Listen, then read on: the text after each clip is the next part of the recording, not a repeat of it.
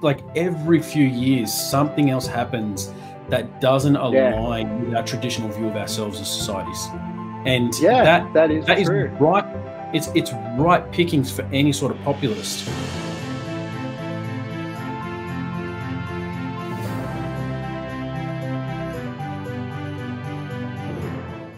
Evening, everyone. Welcome to a third iteration of the This Week in Humanity podcast for Sentient Horizons. I've got Chris here, that way. What's going just on? Here. Yeah, hey, man.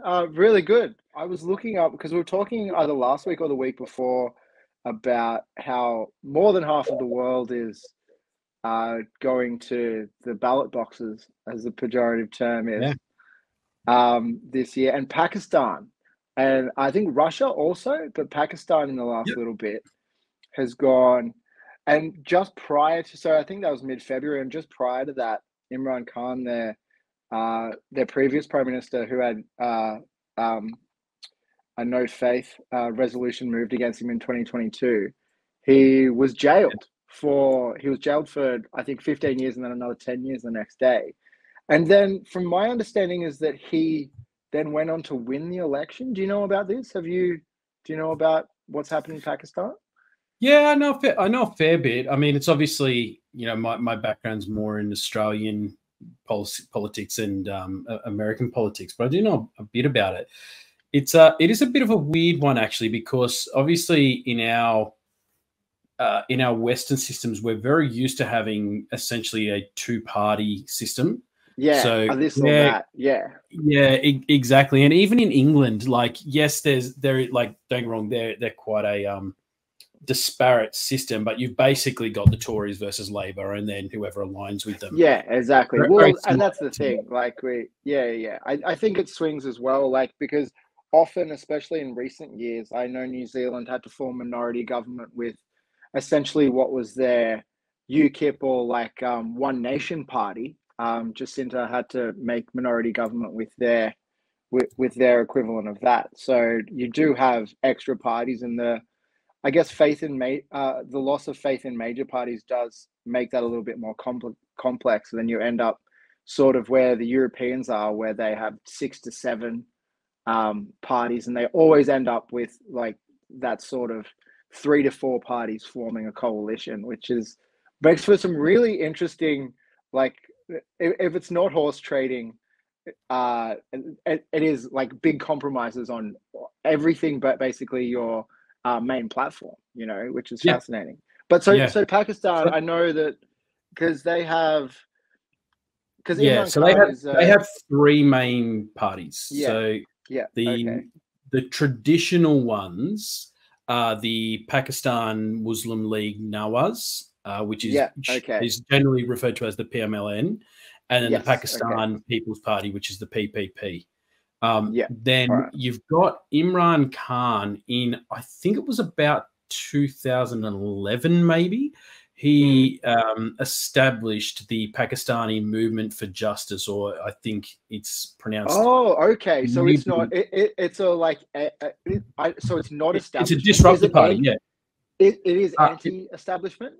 It's anti-establishment. Yeah. So, and it's referred to as the Pakistan Tehreek-e-Insaf, I believe. And I apologize anyone watching this who is Pakistani and just heard that pronunciation.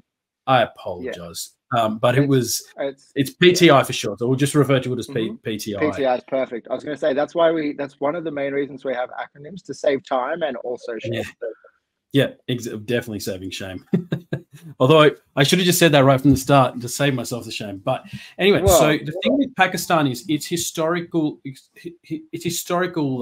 stability from I guess a political perspective is much different to what we're used to in the West. So, for example, Imran Khan is the 7th Pakistani who was either jailed and arrested during or directly after one of their terms. And throughout their entire history, no Pakistani prime minister has ever actually served out their full 5-year term.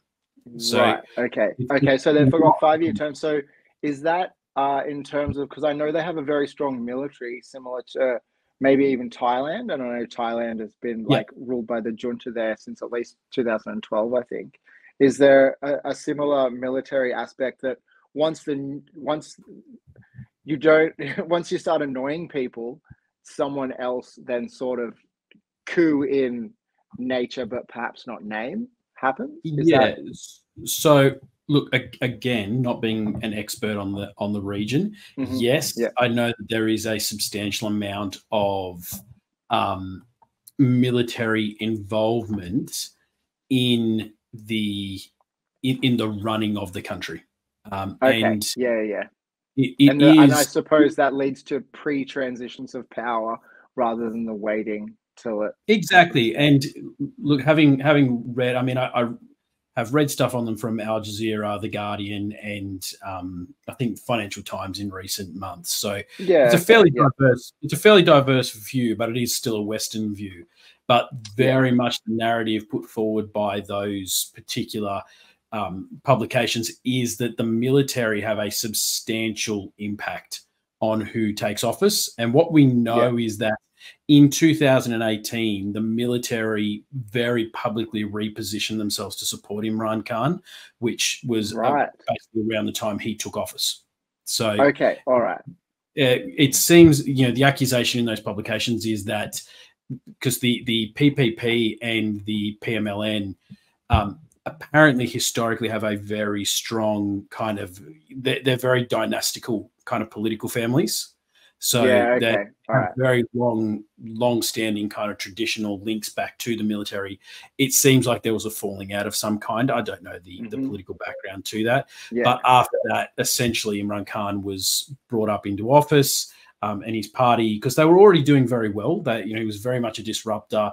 He was, because he was such a famous cricket player. Exactly, he's a public figure from a different pillar of society, I suppose.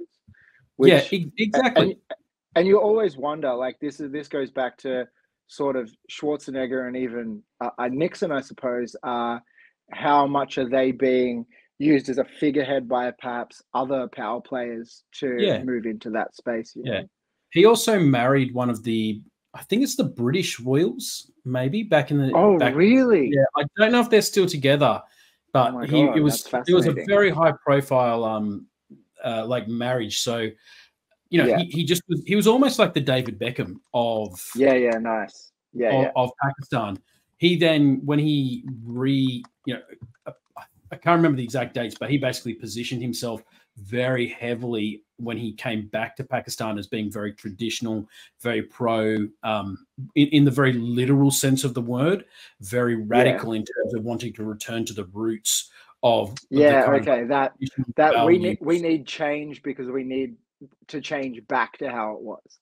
We need to get back to something that's sensible, which a lot of modern populism actually relies on that. 100%. Because you were saying a couple of weeks ago, and I remember you saying that a lot of the people within Western society, traditional conservatives that now are calling for change. Like that's something that's appealing to them in platforms. And we talked about Trump and Bernie, right? They're like, we need change, but often it is that reestablishment of something that they had before. And I love that phrase that you said, back to something sensible, because that's exactly how you sell it, regardless of how much sense your platform makes. That's what it is. Remember stability. 100%. So then, in terms, I'm just looking at the numbers now, in terms of how the actual election itself went. So firstly, from my understanding, and it may be a little bit more complicated than this, but the PTI, because it's still technically led by Imran Khan, and in Pakistan, you can't actually run for office from prison. So apparently all of his candidates had to actually run as independents in the election. Right. So they weren't able to brand themselves as PTI. That said, the party won 93 of the seats in the National Assembly, but you need, I think, 169 to form a majority government. And so essentially, some of the reporting has kind of said that Imran Khan won the election. He and his party had the most votes and have taken the most seats.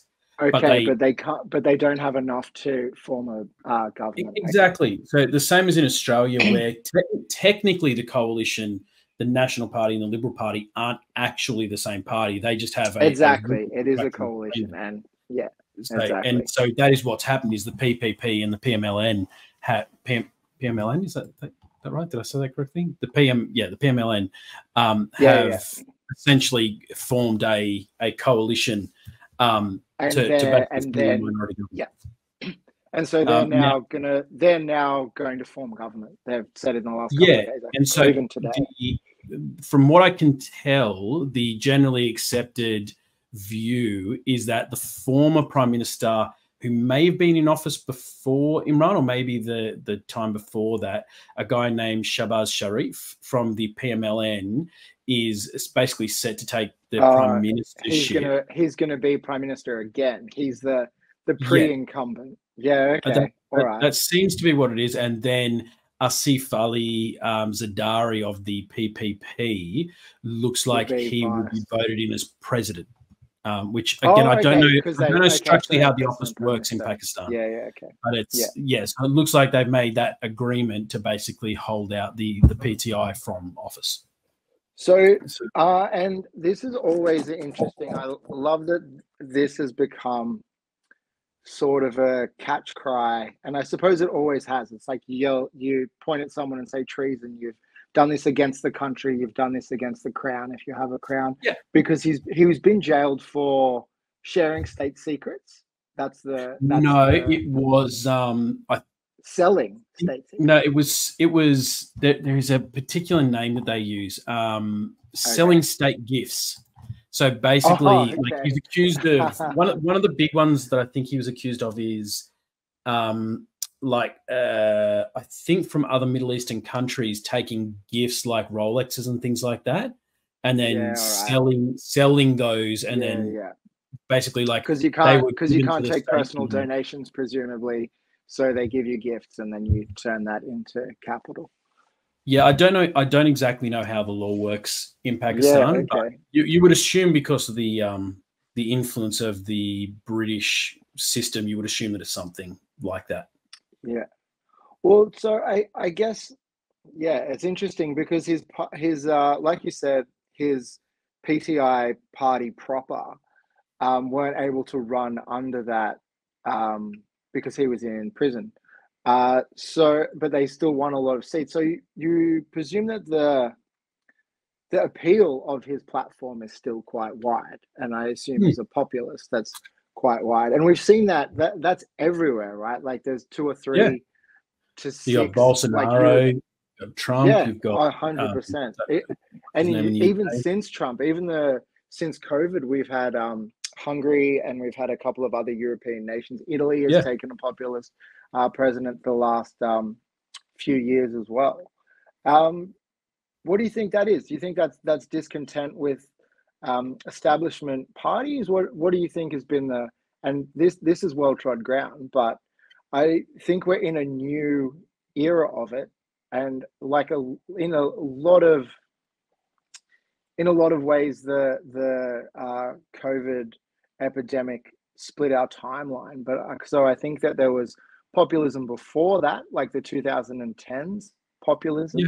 But I think we've sort of moved on to a sort of new part of that. And I guess Trump's platform going forward is still looking into that, as like looking to harness that as well. How do you reckon? Yeah, well, I think the better kind of, well, not better, but the more interesting component of what you're saying is that if you look historically, I mean, populism is not uncommon historically. It appears quite regularly, but it fizzles out quite regularly.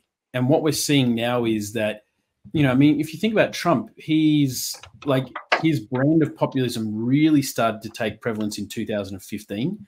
I was in the US. That's the thing. It's 10 years now. Like it's 10 years. Yeah, exactly. And it looks like, at the end of this year, I'll be stunned if he doesn't end up taking the presidency off Joe Biden, unless some major scandal happens. But at the very least, he's the Republican candidate. Like they're barring some sort of insanity, like more insane than the insanity of him being barred for so many different reasons, and being recused and being accused and being well, all and these the thing things. is as well, if you look at the actual polling data, now I'm not saying polls in the US are particularly accurate. They're not as well That's done the as data they we've got, my friend. but it's the data we've got. And if you look historically, no president, I think, ever has, or no candidate has ever won the presidency polling in with the numbers that Joe Biden is currently polling at. Yeah. So I you think have to it say is that very the odds are interesting. on Trump. It's very interesting to have the amount of wars that they are either directly or indirectly involved in, that amount of conflicts, because it's usually during wartime, your incumbent usually does very well because they put on a strong face. They lean on security. They lean on togetherness and all that sort of thing. And stability. So it's sort of fascinating. Yeah, exactly right. Yeah. That's what it is. We can't afford this sort of instability during a time of conflict. Yeah. But the thing is that I think, to your question before about why this is happening, you're right. This is well-trodden ground. We're not the first people to analyze why this is happening. I do think I have a couple of unique points on it, which I'll get to in a second. But I think at the core level, which is that, the populations, particularly in the West, are by their nature conservative first, progressive second. Even though we like to think we're very progressive communities, the US, Australia, the UK, most of Europe, let's be honest, people like to pretend that, places like Norway and that are extremely progressive, and in certain areas they are, but in a lot of ways they are very, very traditionalist. And the reason that I think, for me and a lot of other commentators have said, is that if you look since basically 9/11, the Western world, has moved progressively towards a state that is unfamiliar. We're going into wars that were not ours to fight. We found ourselves being the bad guys, whether we like to admit it or not. We were the bad guys, we were the instigators. You then have the financial crisis. Now, again, we hold ourselves to this kind of thing of, capitalism, free market economics backed by a healthy democracy. It stops the big guys being able to bully the small guys, and it lets the small guys, get and achieve for themselves. And then you had social media, which, let's be honest, didn't really proliferate until about 2013, which I think you and I have spoken about on a previous episode. Yeah, exactly. That's John Haidt says that's when it happened, and I'm happy to take his expertise for that. Yeah. Someone else was actually talking about it the other day. Actually, I meant to send you the article. I have to try and find it, but they say exactly the same thing. It is the year the internet broke, and whether you mean that to be broke or came through to mainstream society, very clever. But I think that's so you basically got nearly 20 years now of, every few years something else happens that doesn't align with our traditional view of ourselves as societies. And that is true. Right. It's right pickings for any sort of populist. All they have to do is come along and go, look, things aren't how you're used to them being, and your values aren't being held up. And this is the thing. A lot of people don't give I can get us back. I can get us back to that. And that's the thing. You don't need, and this is always the thing, right? This is always the thing about campaigning. You don't need to. It's not even necessarily about getting back to, but just simply acknowledging the values of the voters is first and foremost. You cannot get voted to office if you don't share the same value set as the people that are voting for you. Yeah, that's true. You have to, by the very nature of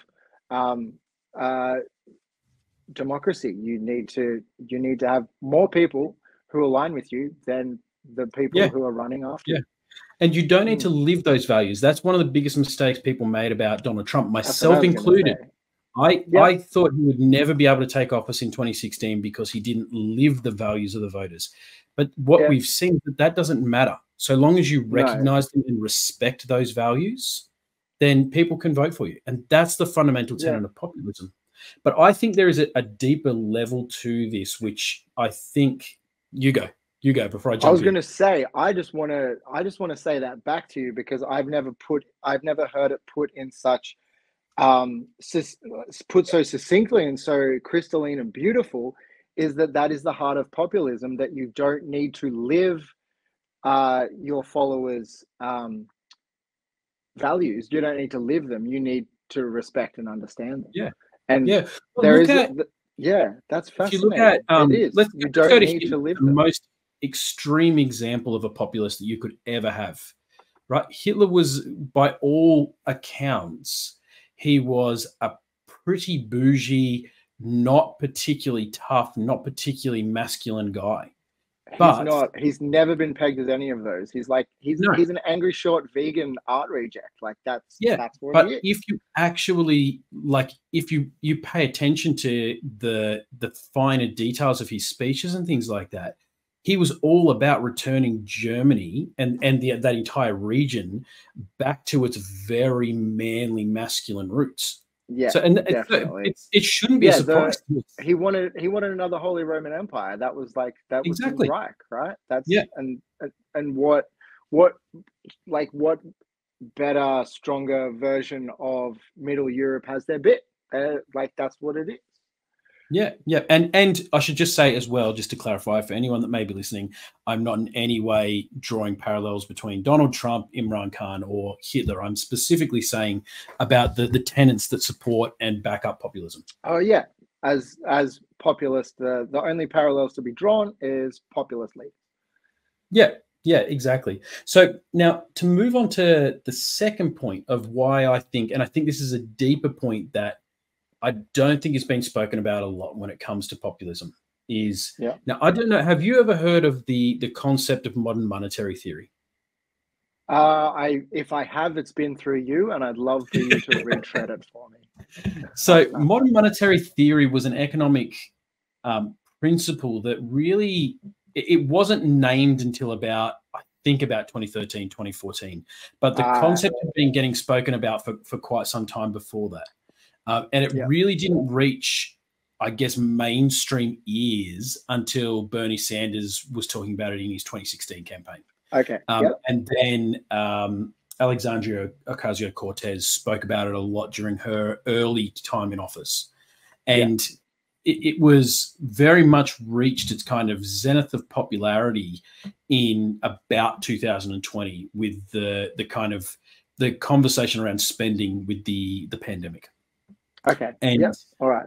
What look, it's a very complicated economic theory, so I'll try to keep it relatively simple for everyone. But there's plenty of reading that anyone can do if they felt like going and doing it. But essentially, the tenets behind modern monetary theory is essentially that if a government operates on its own central currency and it trades in its own central currency, then from a theoretical perspective, that government can never actually run out of money.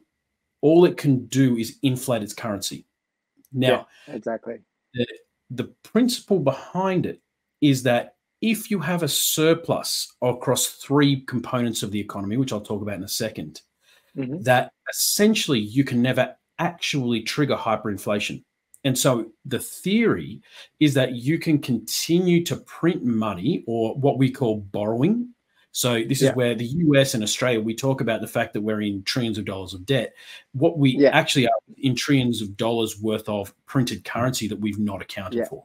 To ourselves from the reserve, Yeah, exactly. Now, of course, it's more complicated than that, but that's an easy way to describe it.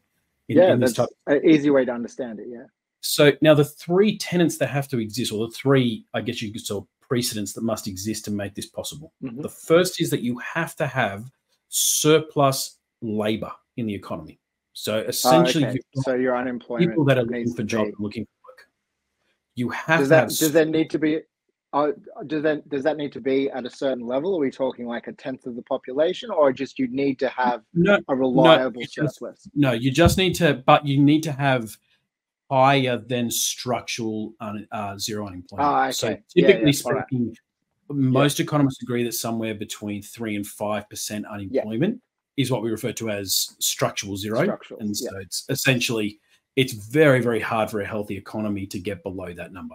So if you're at about anything above 5% unemployment, you essentially have surplus labor. Then you need to have surplus goods. So you need to have access to the raw materials, raw software, raw goods required to deliver services and to deliver goods in the economy. Yep. And then finally, you need to have excess demand. And so basically what you've got is that people are looking for something and they have the money to spend it on. They have the economy has the goods to deliver those services, and it has the labor to produce those services and those goods. Yeah, okay. Now, if you have all three of those things, a government, you need to stop thinking about it the way that you think about household budgets, which is that, you know, if let's say you can only spend what you have, you know, you have exactly. Let's say I earn $1,000 a week. At the end of that $1,000, if I have to borrow money on my credit card to pay other bills, I have to pay that back, or at some point I'll do. That's a negative. That's not. Yeah. Okay. Yep. Yeah. Exactly. Now that can't necessarily. That's not the same way that it works for governments, because they're borrowing from themselves by just printing money. Now, in an economy where any of those three precedents doesn't exist, if you print money, you drive up inflation, because basically you've got excess demand for reduced supply. And if you remember your demand, supply and demand curve from school, that drives up price. It moves a lot. Yeah. Whereas if you think about a government purely as almost like an intermediary, all they're doing by printing money is they are allowing the transfer of services. So if you take a bunch of money, you borrow it, and then you drop it into the economy. Let's say you drop it in as infrastructure investment. All that's going to happen is you have the surplus goods, you have the surplus labor. All that you're doing is putting the money into the demand side so that it's free to access the services that it is after. Exactly. To either, Now, there's a reason that this took a huge amount of, well, the reason that it got so popular in around about 2015 is that for about 5 years, the essentially the cash rates globally were less than the growth rates of economies. And so if you're borrowing money from yourself, or you're printing money, the cost of printing that money to you or your economy is below the growth achieved simply by putting it back in the economy. And so essentially, we for quite a long time were able to borrow an extraordinarily large amount of money to be able to essentially activate economies. Yeah. Now, one of the reasons we've been able to do that, and this goes back 50, 60, maybe even 70 years, is access to cheap labor outside of our core markets. And that was through globalization. Globalized supply of labor. Yeah, exactly. Exactly. And so we like to pretend in the West that we don't, we no longer have slave labor. We no longer have slavery. I was going to say we shut down that one Nike sweatshop and it's done for good. Yeah, but this is the problem. The actual cost of owning a slave in real terms in either America, ancient Rome, ancient Greece, any of those places, actually is, if you look at the numbers, almost equivalent to the amount we're paying many of our sweatshop workers that have been working for us globally. Yeah, now, exactly. What that has done is undermined the labor market in a huge amount of the economies around the Western world. And so what you've had is this populism that has been able to rise in both the Western world and in the kind of more developing markets in the East is twofold, but driven by the same fundamental thing. You've got this modern monetary theory, which is encouraging governments to borrow excess cash through the nose, because you've got, by globalizing stuff, you've basically got cheaper goods, and people have been able to use their infinite supply of labor at such a reduced cost. And then on the other side, how much that has reduced working and wage conditions for people inside of those countries leaves them at such a disadvantage that they're so open to an alternative authority coming along and saying, hey, I hear you, this is terrible, we can do something about it. That's exactly right. And this is one of the interesting things about populism is, and you and I spoke about this last week, actually, we need to stop thinking about the world in terms of left and right now. Because if you look at the problems that were identified by Bernie Sanders in his 2016 campaign, which was a populist campaign, and you look at the problems identified by Donald Trump in his 2016 campaign, they are almost identical. You could actually take the script from one and put it to the other. Yeah, exactly. Yeah. Yes, what you were about to say was absolutely correct as well. Different solutions were put forward. I'm not saying that they're the same politician. No, of course not. No. There is a very, very interesting component here of essentially we've been borrowing money because it's been so cheap to borrow money and jamming that into economies. But it has undermined local wages, local labor, and local communities. And that's been fine while money was so cheap. But in recent years, particularly since the end of the pandemic, but also people forget that it was happening before the pandemic as well, you started to see an equilibrium because you cannot have excess. Those three precedents cannot be in excess forever. I was going to say a pendulum can only swing so far. That's how they work. Exactly. And so my belief is that beyond obviously we spoke about the stuff at the start around culture and all that sort of stuff. That is 100% true and is probably the main driver of populism. But there is also, in my opinion, the misappropriation of economics and the way that the labor force is used globally for the last 50 to 60 years.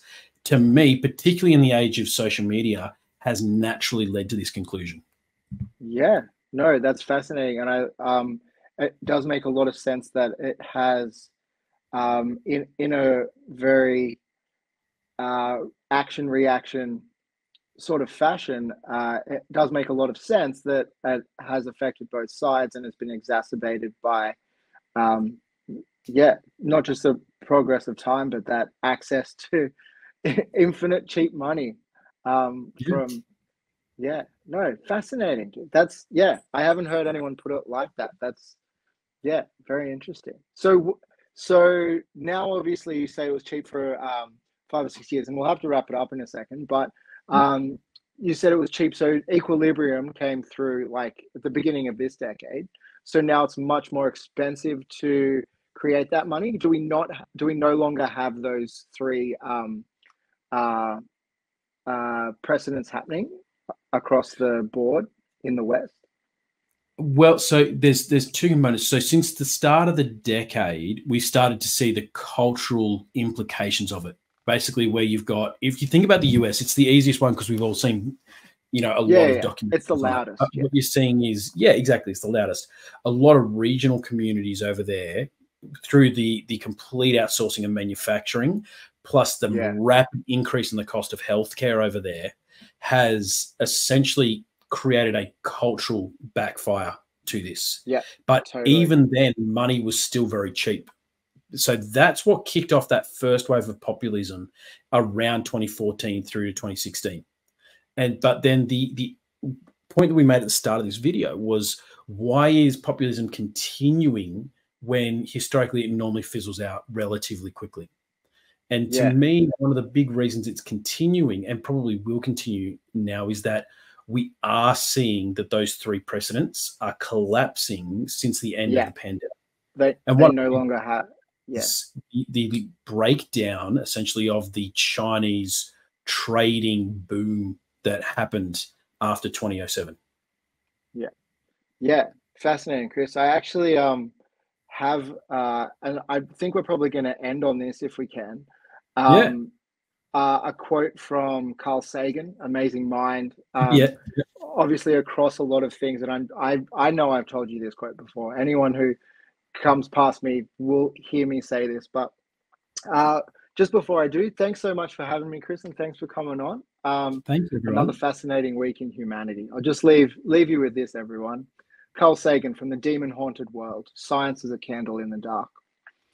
I have a foreboding of an America in my children's or grandchildren's time, when the United States is a service and information economy, when nearly all the manufacturing industries have slipped away to other countries, when awesome technological powers are in the hands of very few, and no one representing the public interest can even grasp the issues, when the people have lost the ability to set their own agendas or knowledgeably question those in authority, when clutching our crystals and nervously consulting our horoscopes, our critical faculties in decline, unable to distinguish between what feels good and what is true, we slide almost without noticing back into superstition and darkness. Wow. That's great. Yeah. Thank you so much, everyone. That's exactly what you're saying. Thanks, everyone.